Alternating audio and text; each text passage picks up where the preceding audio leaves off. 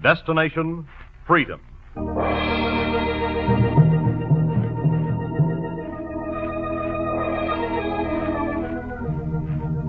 Destination, freedom.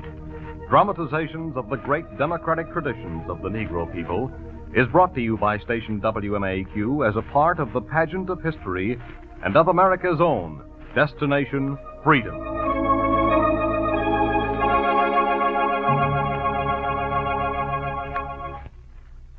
One section of Chicago's South Federal Street is backed up against the railroad tracks, a treeless avenue with rows of dilapidated houses and one ancient grade school.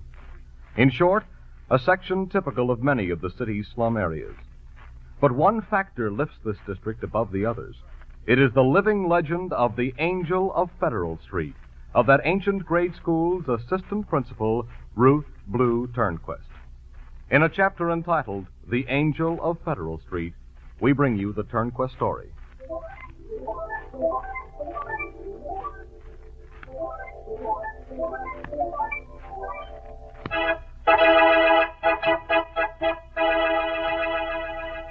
This is Gabriel calling all angels.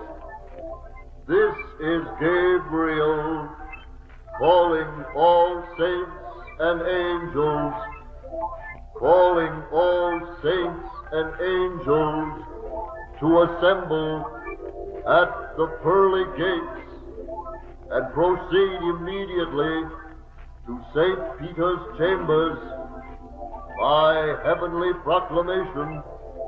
Today is the day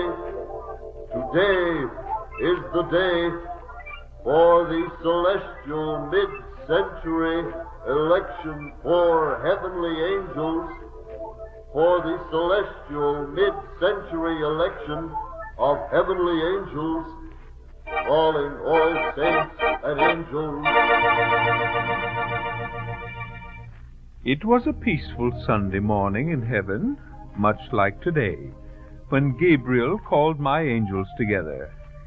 The sky was rainbow, the stars were staircases, and on each was sitting one of 1,000,000 souls waiting for this election, waiting to be admitted into heaven, or rerouted to Lucifer. Calling all saints and angels. Gabriel had flown up and down the heavenly highways, pulled all the old angels out to vote on who would be the new angels, an old heavenly democratic custom handed down by Moses. Well, now, they're coming in, St. Peter. I see a few saints missing. What's their excuse? Well, according to my record, the only one missing will be St. Matthew. Couldn't you wake him? My trumpets broke, St. Peter. I told you about that. Have it fixed. Well, everyone else is accounted for. Shall I pass out the ballots? Oh, go ahead. Now will all angels eligible to vote on the admissions of the souls come to attention, please? Now remember the qualifications for heaven. You vote for those who've done most for the fellow men on earth. Some souls out there have been waiting a long time for this election. Judge each fairly in light of heavenly standards, for those you pick shall immediately be swung through the pearly gates, dwell in heaven, and wear the raiment and wings of the angels. You young angels who are casting your vote for the first time, I must remind you that we vote for only those souls seated out there on the stars, only those whose spirits have departed from earth. Is that understood? Yes, St. Peter. Yes, understood. Very well. Gabriel is passing out the ballots. St. John will collect them. St. Agatha will count them, and Gabriel will read the results. Everything was going according to heavenly schedule, and if I noticed anything out of the ordinary, it was only a group of angels whose earthly habitat had been Chicago, whispering over something or other. I suppose they just wanted to compare notes. When St. John had counted the ballots, Gabriel took the platform to announce over the heavenly loudspeaker those to be admitted. Dr. Charles Drew, Carter G. Woodson, Attorney Charles Houston, Justice Brandeis, Haywood Boone. I was busy with the wings and robes for the new angels, getting their souls ready to enter the pearly gates, when it happened. Gabriel read her name. Ruth Blue Turnquist. Something was wrong. The pearly gate had stopped clicking. It was stuck. Ruth Blue Turnquist. The gate still wouldn't turn. The angels flew out to see what was happening. The gates refused to turn only when the wrong soul has been voted in, or when an accepted soul was still down on earth. Well, this was serious. Order! Order in heaven, please. There's evidence of some celestial conspiracy, some conduct most unbecoming to angels. There's been some irregularity in the balloting. Now, which angels voted for the admission of this Ruth Blue Turnquist? Admit your guilt. As soon as I'd said it, 6 angels stood up, raising their hands. This was mutiny, holy mutiny. I signaled out the ringleader. St. John of all angels, to deliberately vote for an unworthy soul. The soul we selected is not unworthy, St. Peter. Not at all. That is not why the gate stopped turning. Then the only other reason could have been... We voted for the admittance of a soul that's still on earth, St. Peter. But we seldom give the title of angel to people on earth. You can never tell what they'll turn out to be until they leave from down there. It's against the rules. Except in special cases, St. Peter. I haven't heard of any such cases. If you'll check the Celestial Code, Volume 19, Chapter 8, on how to become an angel and still live on earth, in paragraph 6, you will find it says... Oh, my, I remember that chapter. That we may vote the title of angel to any worthy human, provided there's a 2/3 majority, and such vote is not vetoed by the keeper of the pearly gates. You, St. Peter. You're right. And now, I'll give you just time enough to explain why I shouldn't veto this Ruth Blue Turnquist. And then I'll make up my mind.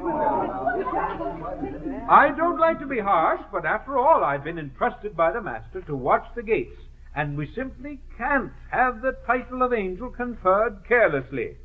Now then, who's ready to explain this Ruth Blue Turnquist? Who voted for her? Speak out. I voted for her, St. Peter. And what made you do that, Angel Landis? You haven't been in heaven long enough to jeopardize your status this way. I know, St. Peter, but she was more like an angel than many of the angels I've met up here. You'll explain that remark, Angel Landis. Well, this is what I meant. As you know, before I became an angel, I was a school teacher on Earth. In fact, the principal of a grade school. All that's in the record. Go on. Well, I was assigned to a school on Federal Street in Chicago, a Hardigan school.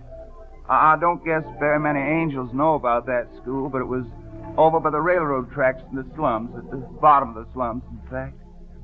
I'd never taught in a place like it before.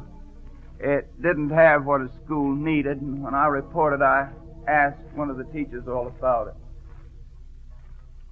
Well, you see, Mr. Landis, we've got 11 classrooms, 14 teachers, and 462 children. I see, Miss Pride. And how long have you been here? Since 1900, 16 years after Hardigan was built. It's quite ancient and outdated. What's the biggest problem here? Mr. Landis? That's the lunch bell. Open the door. You can see for yourself. I opened the door, and pouring out of the schoolrooms were dozens of energetic, active youngsters. Much like youngsters I'd seen in other schools, only most of these wore the clothes of the poor. Oversized caps, cut-down adult pants. But all were so alive, leaping with energy. That is the trouble. How so? They don't know what to do with themselves. Hardigan has no gymnasium, no playground, no assembly hall, no lunchroom. How do you keep these children out of trouble? We've got Miss Ruth Blue. Whenever the kids are in trouble, we find her. Why don't you look around the building? So I went looking around the old building for the first time. Down the basement stairs, I saw a group over in the corner and heard an outcry. Oh, Miss Blue, that hurt. My arm. Hold still or I'll paddle you. Oh, you know that's not hurting you, boy. Hold still. But it is. Oh. Now, just hold that arm straight again and we'll have it. Hold it. I came up to the group. A ring of students were around a busy, fast-working woman who was replacing the splint on a boy's broken arm. He gritted his teeth, and when she was through...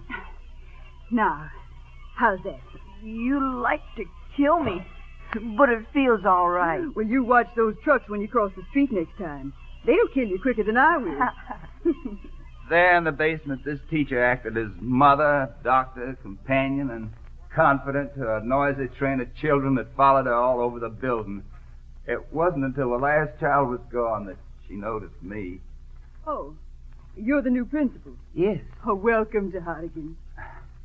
Do you do this often? No more than twice a day. The other times I'm upstairs teaching. You get along with children unusually well. What method do you use? I just open my heart to them. I open it wide so they can see what's in it. If they see love and respect, they'll go all the way with me. Give me their hand. Let me lead them. If they see prejudice, they'll stick out their fists and fight. I prefer to have their hands. She was strict, outspoken, but she held their hands, and they'd do things for her because she did things for them no other teachers do. The longer I watched her work, the more confident I was that she'd come up here sooner or later. And since she seems to be taking so long down there, I thought we angels should go ahead and vote her in. That's why I lobbied for her, St. Peter. Order now. In my opinion, the reason given by Angel Landis for conferring the halo upon Ruth Drew Turnquist is not sufficient. Therefore, I must exercise my veto power. Just a minute, St. Peter. Angel Anderson? I voted for her, too. Before you pass judgment, listen to me. Yes, hear him, St. Peter. Well, then speak briefly. You're holding up 1 million souls, and the devil is getting more active. Speak briefly. As everyone knows, I came into the kingdom of heaven by way of the battlefield. An artillery shell in the Battle of the Bulge. Now, what's that got to do with Miss Blue? I'm coming to that, St. Peter. Hurry along. I didn't come into the Federal Street community from the outside. I was born in it. I played in its streets, sat on the railroad tracks, lived in shacks that had trembled on their bottoms when the big trains rolled. And in the wintertime, I'd drag an old gasoline drum inside the house for my mother to make a stove. And I'd go out on the tracks and pick up the coal that shook off the cars. It was on that kind of a day that I first met her. It was winter. Snow covered my ankles. It was morning. All the other kids were in school. I was waiting for the coal train to come by, hoping I'd get some coal to take home when another boy saw her. Jiggers! Jiggers! Here comes that Hardigan teacher. Who are you talking about? Miss Blue. Come on, she's running over here. Come on. But I couldn't run with a sack of coal. I knew we'd freeze at home if I dropped it. I stood still trying to decide. Come on, come on. Help me carry this coal. Help me. Not me. She's coming. Drop the coal. Drop it. Hey, boys! You boys! Don't run. I want to talk to you. Come here. I held onto the coal and she came up. Just look at this. Look at this. Freezing to death when you could be in school, at least getting warm. Albert, what's the meaning of this? I wanted to go, Miss Blue, but Mom needed coal. Did she tell you to stay out of school to get it? No, she didn't. You've been out all week. Well, You're due to graduate in a couple of semesters if you keep up. Don't you like school anymore? it's not that. It's just that... Go on. Well, every time I come to school, the kids all laugh. There's nothing funny looking about you. It's about my feet. I don't have no shoes. I see. Leave the coal sack here, Albert. Come on to school with me. Like this? As you are. When you walk home, you'll have shoes on your feet. I'll see to it. Come on. I was proud to walk beside her to Hardigan School. She took me inside the office. Here. Stand on this paper. Now, I'll take this pencil and Draw the shape of your foot. Uh-huh. Hold still. There. That's it. Step up. Hand me those scissors. I'll just cut out this pattern. Take it downtown with me. Uh-huh. Now, you sit here until I come back. I'll drive down. It won't take long. I sat there rubbing my feet for a while, and then I got up to peek out in the hallways at other kids coming in and out. Somehow the old school I've been ditching seems like the friendliest place I'd ever been in. Get back up on that chair. I thought I told you not to get off. Oh, you'll catch your death of cold down on that floor. Here, stick out your feet. Stick 'em out. I bought you a pair of shoes and some socks. Here, put 'em on.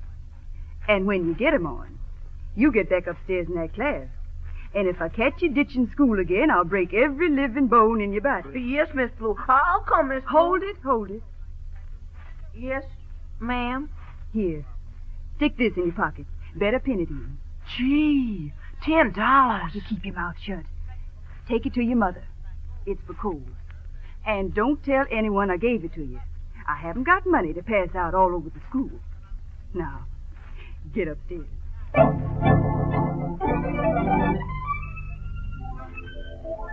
That was the last time I did school. You know the rest, St. Peter.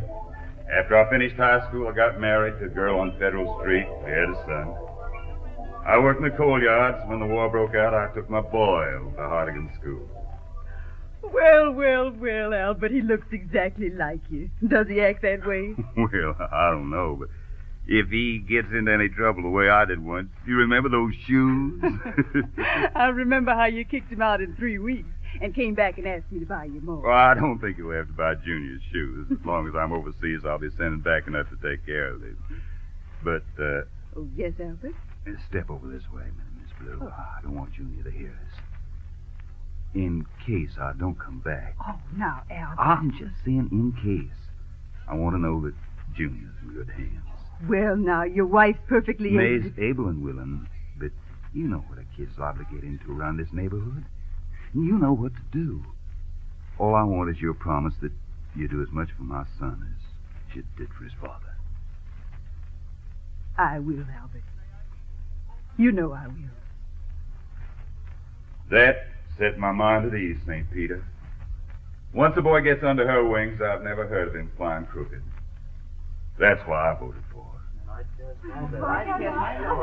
Very interesting, Angel Anderson. But as long as you can't cite any unusual evidence, you can't prove there's an angel on earth. Now. I can prove it, St. Peter. Who are you, young lady? One of the new angels. I've only been here a year. I have your record. I voted for Ruth Blue Turnquest because she kept her word and looked after my children after I left Earth. Is this true? When my husband leaves Earth, and I hope he'll come this way, he'll verify it. He went over to the school just a week after I passed away. He took out 2 girls and 2 boys and walked into Miss Blue's office. Oh, now, Mr. Martin, these children are big enough to walk to school by themselves. You don't have to come over here like this. This will be the last time, Miss Blue. You see, now that my wife's gone, there'll be nobody at home to look after them. I've appointed my oldest girl, Helen, to do the job, but you know, sometimes the boys won't mind her. I'll look after that. I'd hoped you would. Helen's to see that they clean up every morning and get over here. I'm away from home 15 hours. It's a heavy load to put on a little girl, but I've got to work. I'll see that Helen gets along all right, Mr. Martin. You go right on to work. Helen and I'll take care of everything. And when she said that, St. Peter, I was easy in my grave. But I did feel restlessness when Helen started having trouble with the boys. One time she told Miss Blue she just couldn't get them up. Uh-huh. So they're still home in bed, huh? Well, Helen, never mind. I'll take this ruler with me. Now, lead the way home. Well, go on, girl, lead the way. And she took the shortcut across the vacant lot and came in on the boys sound asleep. Get up. Get up out of that bed, every last one of you. Get out of that bed. Now, Get yourselves in the bathroom and clean up. No, wait a minute. I don't trust you out of my sight. Get me the soap, Helen. I'll do it. And lay out the comb and brush while you're at it. Of all the nerve, sleeping till 11 o'clock when you should have been in school. Stick here, Mrs. Water. Here.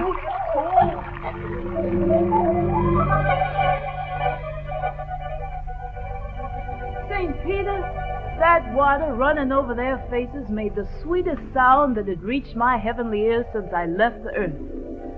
I had to cast my vote for that angel. They called her that anyway. Angel, who gave her that title in the first place? Who started this thing off? I guess I'm to blame, St. Peter. Not you, Mother Evans. I thought you were one of my steadiest angels. And I thought so too, St. Peter. Then how do you explain this? Well, you know, I had a grandson, Benjamin. Well, Benny was somehow always getting into trouble. Not serious trouble, but troublesome trouble, especially at school. Yes.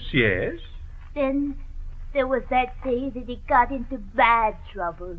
The police came to the house and took him away. They said he'd broken into my neighbor's house and stolen some things. You remember the case? That case would be handled by Lucifer, not me, Mother Evans. Go on. Well, the judge was just about to send my Benny away. Just about to give his decision the way you're about to do.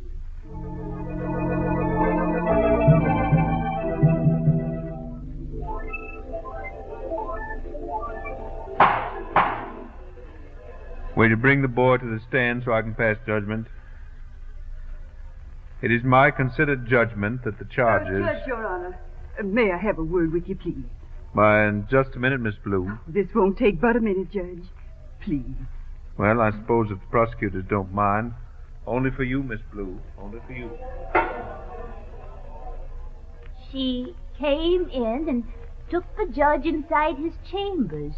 They only stayed a few minutes, but when the judge came out, he was a changed man. In view of new evidence brought in by Miss Blue, I'm allowing the defendant to go free, provided he's put under Miss Blue's supervision for the duration of grade school. Thank you. Thank you, Judge. Don't thank me. Thank the lady over there. You know who she is? She's an angel, Judge. The angel of Federal Street. Only an angel could have saved my boy. I first gave her the title St. Peter. It seemed like a miracle that her words could do so much so quick. I didn't know the title would stick, but when I asked her about her work, I could understand why it did. Oh, no need to thank me, madam. I'm only doing what little I can to make up for what the community doesn't give my children. You've helped them so much. And they've helped me. Each year in my classes, I see the faces of children whose fathers and mothers were once under my care. And I feel I'm part of a big family. After sharing their happiness and their heartaches for generations, I don't think I could ever leave Federal Street. When I walk down the street, people speak to me whose faces look like vague images of children's faces I once knew. Once a truck driver pulled up alongside me, stuck out his head and said, Say, aren't you Miss Blue? Well, that's my name, driver. Who are you? I'm Dan Eddy. I was in your third grade in 1920, remember? You? The little brat who used to throw erasers at me. Oh, you remember them erasers? I almost got you once. Well, I'll be seeing you, Miss Blue. I'll be seeing you. I'd see them one day and maybe not again for years. Sometimes I'd see some of my children who were in the profession. Musicians, lawyers, doctors, teachers, good workers. And sometimes I'd see some who hadn't done so well. That time I was caught in the rain. And the only shelter in sight was a tavern on the corner. Hey, look who's dropped in on us. Miss Blue from over at Hardigan. Welcome, teacher. Welcome. Now, who is this in here welcoming me? Me, Jimmy Pike. You remember me, don't you? Well, your face looks familiar, but I never look long at faces behind bars. I'm a kid that skipped school so much the truant officer gave up. And hey, here's Panetta Hobbs and Verna Jarrett, some of your worst pupils. Hello, teacher. Well, we never thought you'd come inside the tavern to visit us, Miss Blue. We knew you were persistent, though. You always were. Have a drink? They were my children, too. They were the girls and boys whose fathers and mothers had not been able to escape the iron ring of poverty and segregation that walled in the slums. I've seen children rising above the slums, like pioneers beaten through forests. I've seen children snarled and tangled in the underbrush, pulled down, lost and forgotten. Talents and gifts lost to the city, to the country, to the world. It is this life and talent I've tried to save. It is these lives I've tried to keep clear from the evils of the slums, so they would grow strong and clear away the slums and make Federal Street and all other streets free from fear and poverty. That, St. Peter, is what she told me in court. And that's why I kept saying she was the angel of Federal Street. I voted that she be admitted. Order in heaven, please. Will the angels come to order? Will St. Peter reconsider his veto of Miss Blue? Angels, please. After what you've said, if Gabriel can read the name of Miss Blue, and if the gates will turn, she's in. If not, she'll just have to wait until she departs from us. No. Gabriel, read off the name again, please. Quiet now. Read just as I was reading before? Exactly as before. Well... Go ahead. Miss Ruth Blue Turnquist.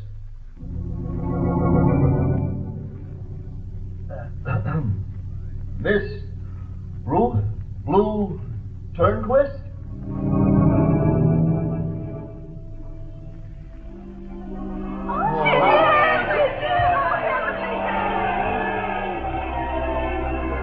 Yes, she was in. It was all quite unorthodox, as celestial elections go, all quite irregular. But if the angels want to allow one of their number to walk around free on Federal Street, what can a poor gatekeeper do to stop them? Who knows? Maybe we should move heaven down on Federal Street.